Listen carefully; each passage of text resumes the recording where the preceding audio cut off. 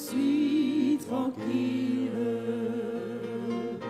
dans la prière. Je suis en paix.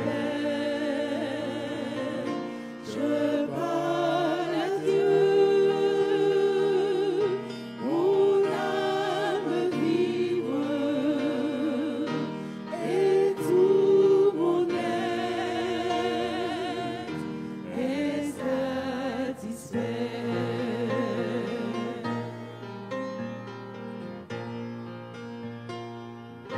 Priez le Père, quel privilège, ouvrir mon âme au Créateur, savoir qu'au ciel il me protège, entendre la voix de mon Sauveur.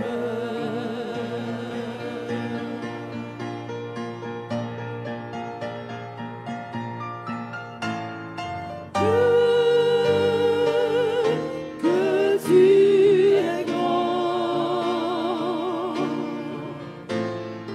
et moi je suis ton enfant. Oui, ton amour est infini,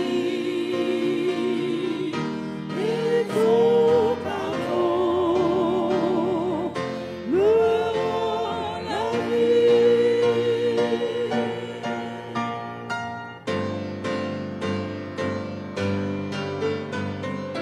Dieu, que tu es grand, et moi je suis ton enfant. Oui, ton amour est infini, et ton pardon me rend la vie.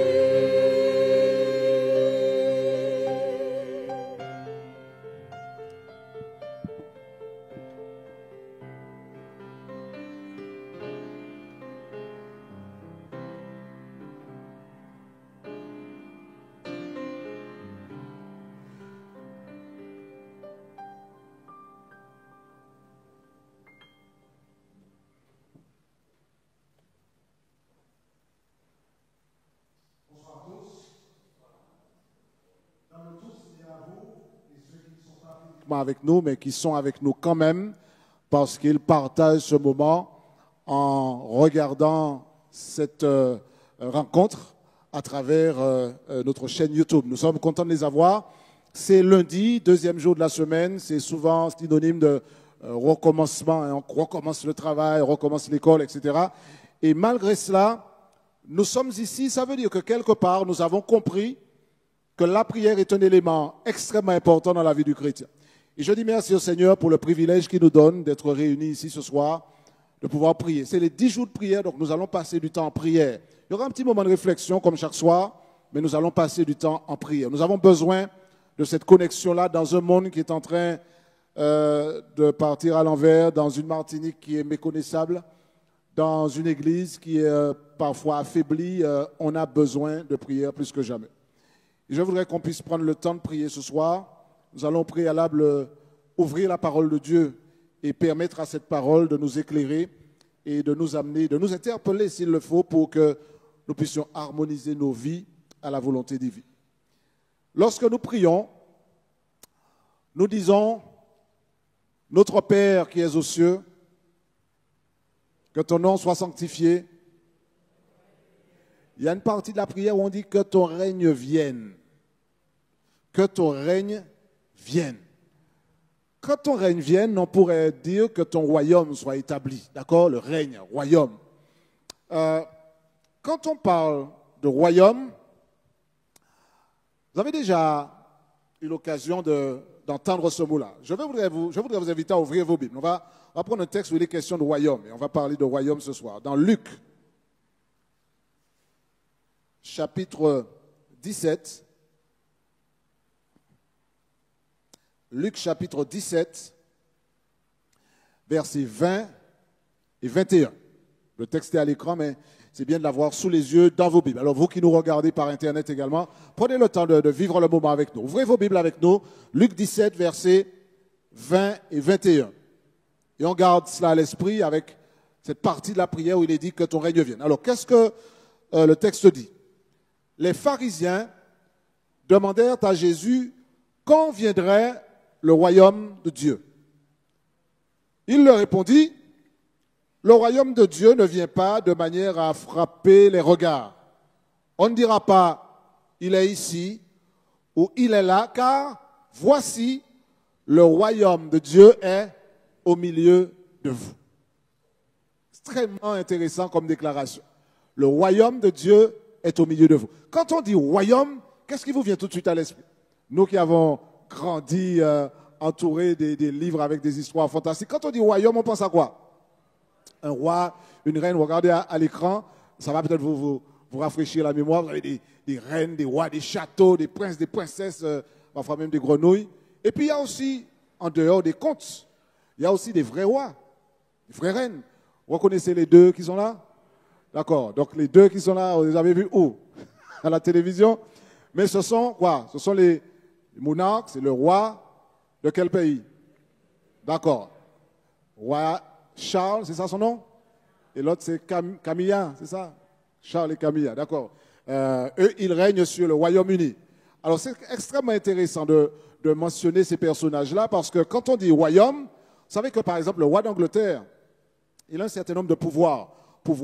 Il est membre d'ailleurs du Parlement dans un certain sens d'Angleterre. Il a même une certaine place dans l'église officielle anglaise, l'église anglicane. Donc il a un certain pouvoir. Il domine quelque part, même si on n'est plus dans la monarchie, d'accord? Mais il a quand même un rôle qui est un tout petit peu moins symbolique que dans les autres pays où il y a encore des survivances de rois, de reines, de princes, de princesses. Donc c'est une notion, quand on parle de royaume, nous qui ne sommes pas du Royaume-Uni, nous ne sommes pas vraiment habitués à cela. Nous n'avons pas grandi dans un pays où il y a un roi, une reine, une princesse. Donc cette notion-là nous est quelque part étrangère parce que l'époque est révolue. On a peut-être des souvenirs, des contes qu'on a lus, des contes d'enfants avec le royaume enchanté, la reine, le roi, une couronne, un trône.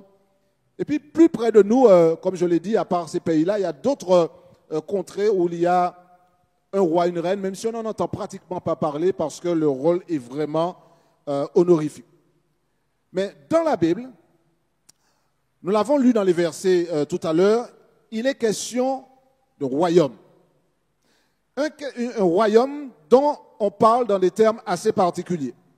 Quand je prie, je dis que ton règne vienne. Il y a une question forcément qui vient quand on dit cela. Qu'est-ce que Jésus veut me faire comprendre à travers cela? Regardez la question que je pose à l'écran maintenant. Le royaume dont il est question ici, c'est un royaume qui est à venir ou qui est déjà là. Quand je dis que ton règne vienne, est-ce que ça veut dire qu'il n'est pas encore là? Oui ou non? Que ton règne vienne, ça veut dire qu'on espère qu'il viendra, mais est-ce qu'il est déjà là? Non. Est-ce que si je dis qu'il est déjà là, est-ce que j'ai besoin de dire que ton règne vienne? Alors, on va essayer de tirer ça au clair ce soir. Je prie et je dis que ton règne vienne. Le royaume dont il est question. Alors, règne, royaume, vous avez compris que c'est lié, d'accord? Que le royaume de Dieu soit établi, que son règne vienne. Il y a deux aspects à cette déclaration. Que ton règne vienne, c'est à la fois à venir et présent. On est pris en sandwich entre le déjà et le pas encore. Il faut bien nous placer dans cette perspective-là. Premièrement, on va considérer le royaume dans sa perspective présente. Regardez bien ce que Jésus dit aux pharisiens. Relisons le texte. Voilà ce que Jésus leur dit. Les pharisiens demandent à Jésus quand viendrait le royaume de Dieu. Alors pourquoi est-ce qu'ils posent la question déjà? Vous savez que tout bon juif s'attendait, d'après les textes anciens, à voir venir un libérateur qui aurait pris le pouvoir, d'accord, dans le sens pratique du terme, qui aurait pris le pouvoir, chassé l'occupant et qui aurait établi un royaume. Et les Juifs, dont les pharisiens, s'attendaient à voir cela. Mais ils n'ont jamais compris comment ce jeune homme-là, et quand je dis un jeune homme, il ne faut pas oublier que Jésus, ce n'était pas un vieillard à la barbe blanche. D'accord? Il est resté là, il n'avait même pas 35 ans quand il est reparti. D'accord? Donc plus jeune que beaucoup d'entre nous. Ils ne comprenaient pas comment ce jeune homme-là, qui se baladait en sandales dans les rues du pays, comment est-ce que lui, il parlait de royaume. Et regardez dans quel terme il en parle.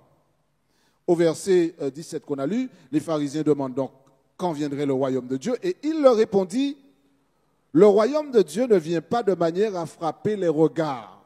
En d'autres termes, ce à quoi vous vous attendez, Jésus qui va débarquer avec les chars, les missiles, etc., pour balancer ceux qui sont là, et puis dire, voilà, je prends le pouvoir par une sorte de divin coup d'État, ça, ce n'est pas le scénario de Dieu.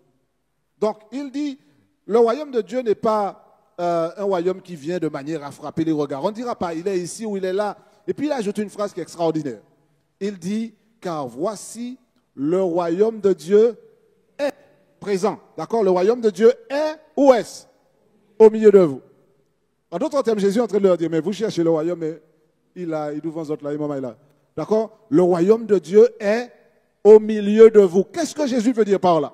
Et là, on est dans la phase royaume présent. Le royaume est au milieu de vous. Ça veut dire que le Jésus que vous voyez là, envoyé du Père, c'est lui qui incarne le royaume. Le royaume est là. Pourquoi? Parce que Jésus, il est roi. Les pharisiens n'ont jamais voulu accepter ça. Lui, il est roi. Mais non, il ne ressemble pas à un roi. Un roi, ça ne ressemble pas à cela. En plus, son royaume, 12 hommes qui le suivent partout, des pêcheurs. Mais non, ça ne fait pas royaume. Sortir avec un groupe plus sortable que ça, Seigneur. D'accord? Puis tu vas revenir et puis on va voir, Jésus n'a pas une tête de roi. Il n'a pas le profil de l'emploi. Donc, quand il dit le royaume de Dieu est au milieu de vous, les pharisiens ne croient pas à cela. Et ton royaume, il est où?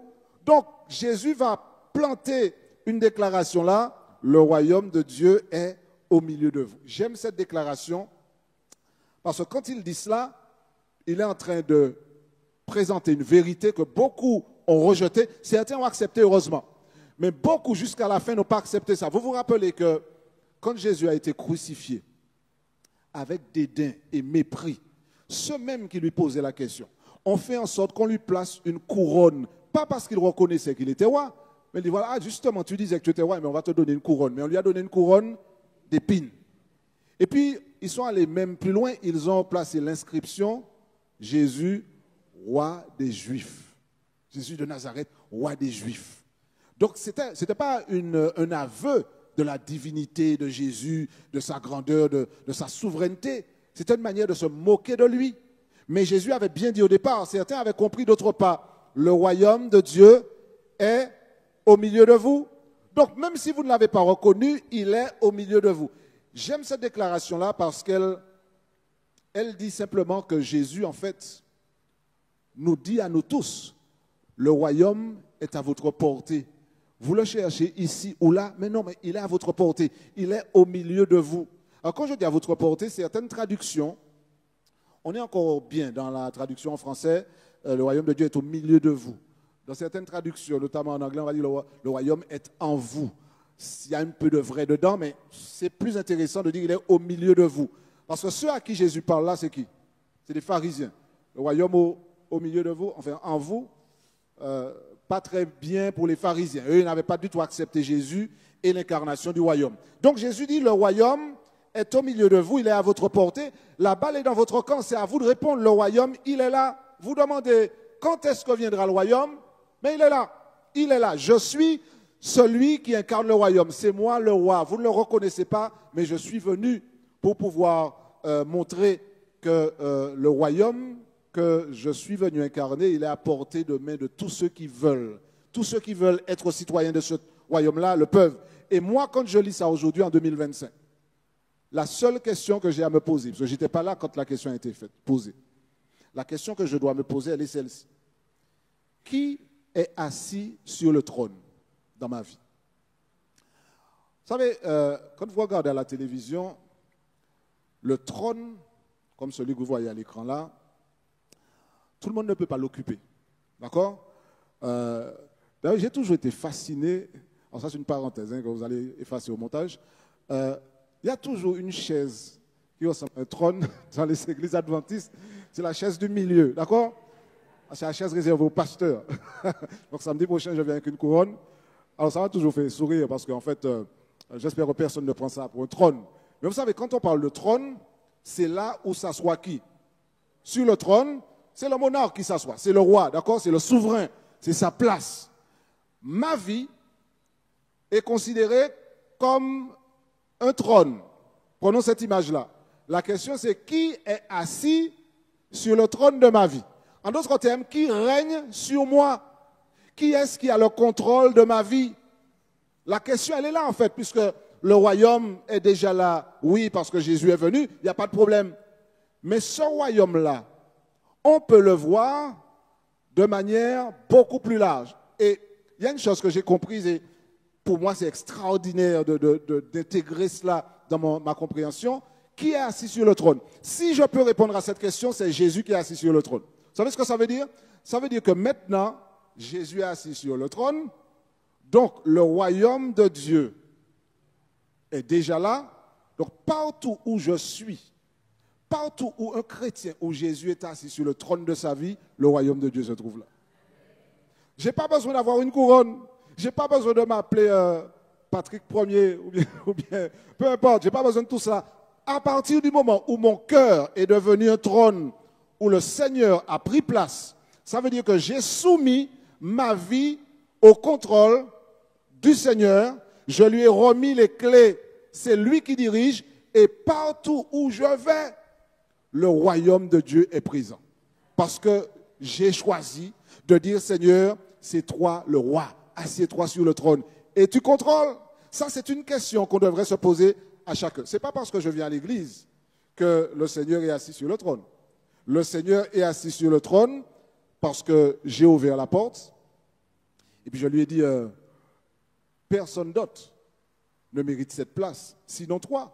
Alors pourquoi c'est important de dire cela? Parce que nous n'allons peut-être pas vouloir l'admettre.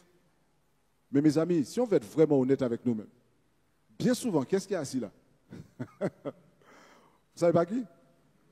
Frère moi. Vous connaissez pas frère moi? D'accord, il va se présenter à vous bientôt, d'accord? Frère moi, ou sœur moi d'ailleurs, d'accord? Roi ou reine. Le moi est souvent assis sur le trône. Et puis on dit à Jésus, bon, tu peux te mettre à côté, d'accord? On peut lui donner un petit banc, d'accord, ou bien une petite chaise à côté. Mais nous sommes installés sur le trône. Et quand nous sommes installés sur le trône, ce n'est plus que ta volonté soit faite, c'est que ma volonté soit faite. Mais je ne peux pas dire, on va voir ça dans les jours qui viennent, je ne peux rien dire de ce genre tant que Jésus n'est pas assis sur le trône. Donc, le royaume de Dieu est au milieu de vous. C'était vrai quand Jésus répondait aux pharisiens, mais c'est encore vrai aujourd'hui parce que le Seigneur règne sur ma vie.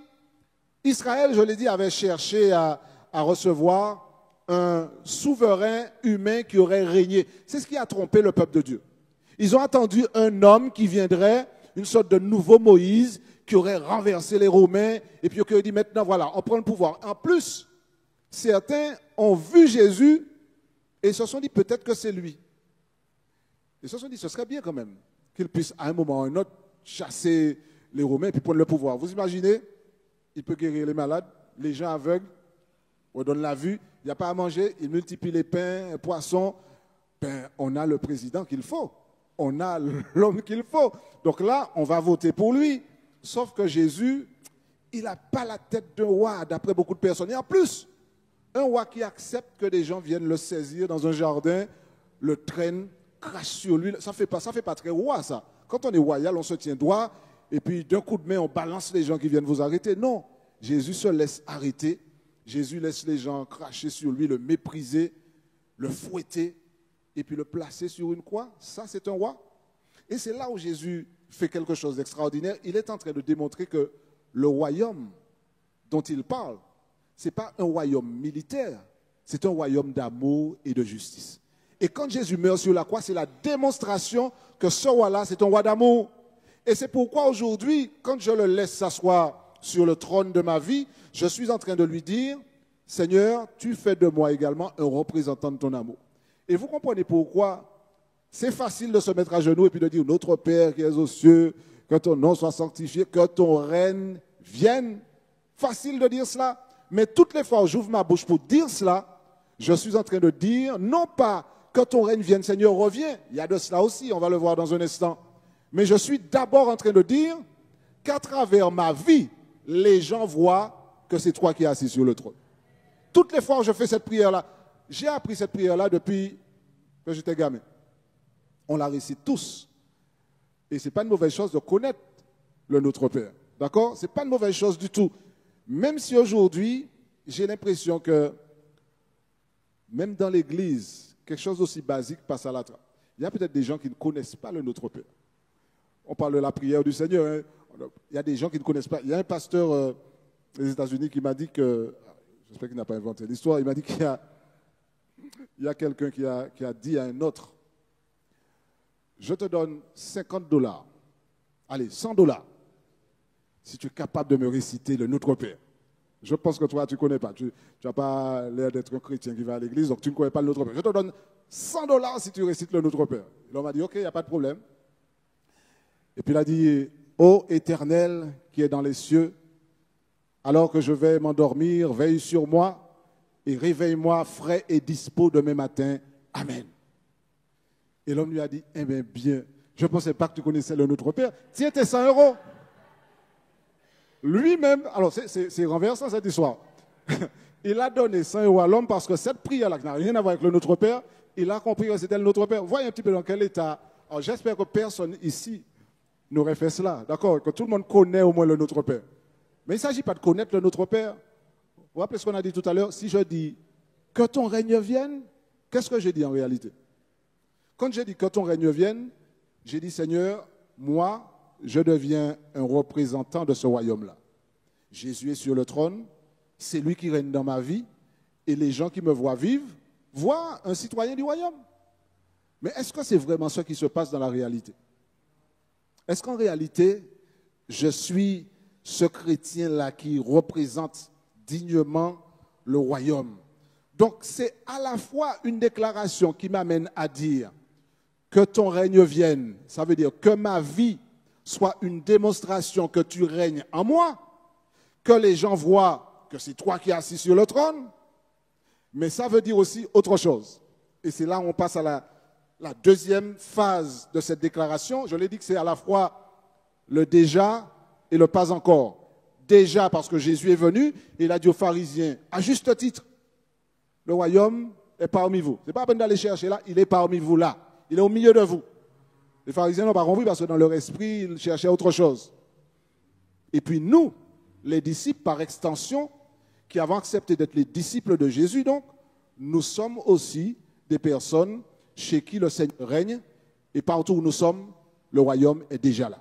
Mais dans un autre sens, le royaume n'est pas encore là. Pourquoi? Parce que quand je dis aussi que ton règne vienne, je suis aussi en train de dire que pendant que je suis un ambassadeur pour Christ, j'attends le retour de ce Seigneur qui va établir son royaume visible sur cette terre. Et nous attendons tous la venue du Seigneur Jésus. La Bible dit que bientôt le royaume de Dieu sera établi sur la terre. C'est ce que la Bible dit. Et c'est pourquoi, vous l'avez vu dans la diapo qui précédait, la question c'est est-ce que j'ai remis ma vie entre les mains de Jésus? Est-ce que j'ai remis ma vie entre les mains de Jésus? Parce que quand je dis que ton règne vienne, si dans ma tête ça veut dire Jésus revient vite, j'ai intérêt à avoir remis ma vie entre les mains de Jésus. Parce que si Jésus revient, allez, imagine qu'il revienne mardi. Est-ce qu'on aura le temps de rentrer chez nous pour mettre de l'ordre dans la maison avant que Jésus revienne? Est-ce que le grand nettoyage aura eu le temps d'être fait? Ça, c'est une vraie question qu'il faut se poser. Ça peut paraître simple, mais dire que ton règne vienne, c'est-à-dire souhaiter et appeler de nos vies le retour de Jésus, est une manière de s'engager à remettre sa vie entre les mains de Dieu. Seigneur, je remets ma vie entre tes mains parce que quand je dis que ton règne vienne, je souhaite que tu reviennes. Et quand tu reviendras, Seigneur, c'est pour ramener avec toi ceux qui t'appartiennent, pas ceux dont le nom est sur le registre d'église. d'accord? Ceux qui t'appartiennent vraiment et ceux qui t'ont laissé régner sur leur vie. À ce moment-là, eux feront partie du royaume que le Seigneur va établir. En d'autres termes, pour pouvoir réconcilier ces deux notions, quelque part, j'ai envie de dire que le royaume de Dieu, le terme est peut-être péjoratif, mais vous comprendrez dans quel sens je l'utilise. C'est une colonie, d'accord, divine, dans un monde hostile. Partout où je suis, on est un petit peu dans la continuité de sel et lumière, comme on a vu hier, partout où je suis quelque part représentant de ce royaume-là qui est établi dans un autre pays. Et le pays il est hostile. Aujourd'hui, si vous prenez la Bible, certaines personnes vont se moquer de vous. Aujourd'hui, on essaie de mettre de côté un certain nombre de choses qui sont lues. Je ne sais plus où j'ai entendu, c'est aujourd'hui ou hier, hein, les détails m'échappent, mais il y a un pays, il me semble que c'est en Angleterre, où vous savez, dans certains pays, il y a encore cette tradition religieuse qui veut que, comme aux États-Unis, quand on va faire l'inauguration d'un président, on va poser la main sur la Bible. Vous imaginez ça à l'Élysée, c'est inimaginable, d'accord? Dans certains pays, la Bible, Dieu, c'est encore des choses qui sont digestes. Il y a des endroits où on faisait la prière, d'accord, avant qu'une session du Parlement commence. Et maintenant, de plus en plus, dans les pays, même qui autorisaient cela, on met ça de côté. On a banni ces choses-là. Et dans un pays, il y a quelques années, on a banni cette histoire de déclaration biblique de notre Père que l'on faisait avant. De plus en plus, les gens deviennent hostiles à la parole de Dieu. Et nous sommes censés être des représentants de ce royaume qui est déjà là et de ce royaume qui est à venir. Bientôt, le Seigneur va venir établir son royaume sur la terre. Et en tant qu'adventistes du 7e jour, notre nom même, notre identité religieuse témoigne de ce que nous attendons le retour de Jésus. Je suis adventiste du 7e jour. Ça veut dire que j'attends la venue de Jésus. Et qu'est-ce qu'il viendra faire quand il fera son apparition? Il viendra établir son royaume.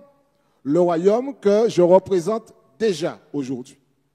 Alors la question pour nous ce soir, elle est simple.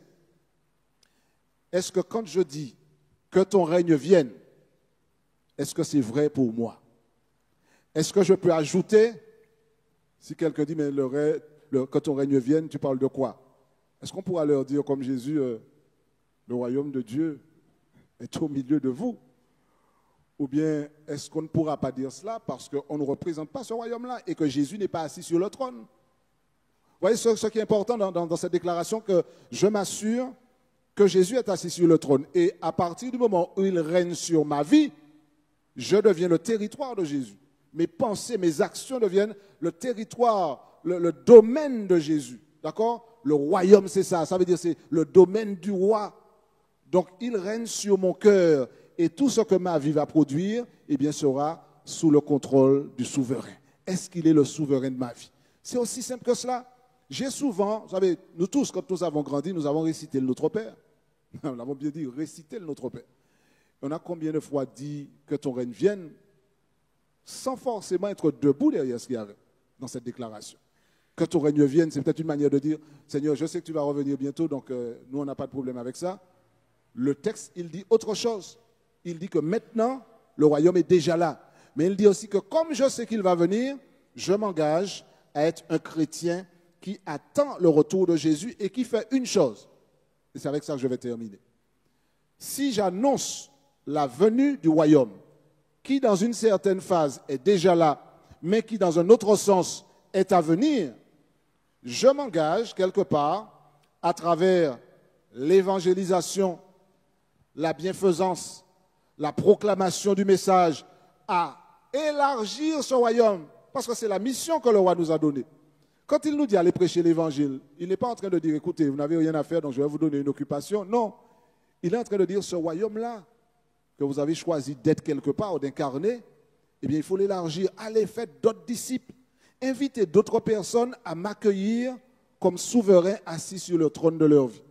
C'est ça qu'il est en train de demander. Donc, toutes les fois où je fais de l'évangélisation, je ne suis pas en train de faire plaisir au ministère personnel, j'accomplis une mission que le souverain lui-même m'a donnée.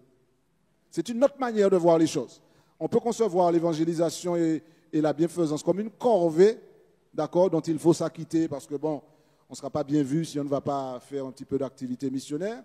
ou on peut considérer ça comme simplement ce que tout disciple qui incarne le royaume fait parce que le roi qui domine sur leur vie leur a dit, allez partager ce message-là. Faites savoir aux autres qu'il y a un roi d'amour qui veut régner sur leur vie et les préparer pour entrer dans un royaume visible et concret qui est la Nouvelle Jérusalem. J'attends de tout cœur ce royaume-là, mes amis. J'attends ce royaume-là et je ne voudrais pas que parce que je me suis trompé et que j'ai fait croire aux gens que c'est moi qui étais le souverain, ou bien j'essaie de faire croire que je suis le souverain de l'Église, ou bien que dans mon quartier ou chez moi, je veux être le souverain. On a ça dans notre ADN, hein. On veut être souverain, on veut être roi, on veut dominer parfois dans le travail, ou bien à l'Église, ou bien dans son département, on veut être roi. Le jour où on va comprendre que c'est Dieu qui dirige, c'est lui qui est assis sur le trône, pas nous. Soumettre dans l'humilité notre être à cet être-là, alors là, nous serons sur les rails pour faire l'expérience d'ambassadeurs, de disciples, de citoyens d'un royaume qui pourra contaminer le monde et faire en sorte que des hommes, des femmes, par centaines, par milliers, par millions, répondent à l'appel et disent, nous aussi, nous voulons être citoyens du royaume de Dieu. Que ton règne vienne. On va dire ça ensemble, avec une voix de chorale. Que ton règne vienne. Allez, disons ça ensemble. Que ton règne vienne. Encore une fois, que ton règne vienne. C'est nous-mêmes qui disons, maman, là. Ça veut dire que si on a dit cela, c'est un engagement à accueillir le roi sur le trône de notre vie et à nous préparer à le recevoir parce qu'il vient, que nous le voulions ou pas, le Seigneur reviendra. Préparons-nous, que ton règne vienne.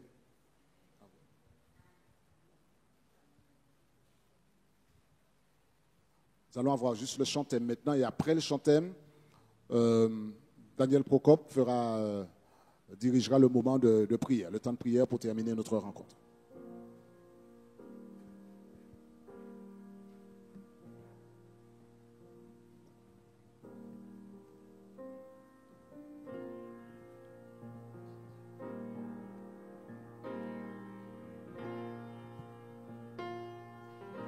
Dans la prière, je suis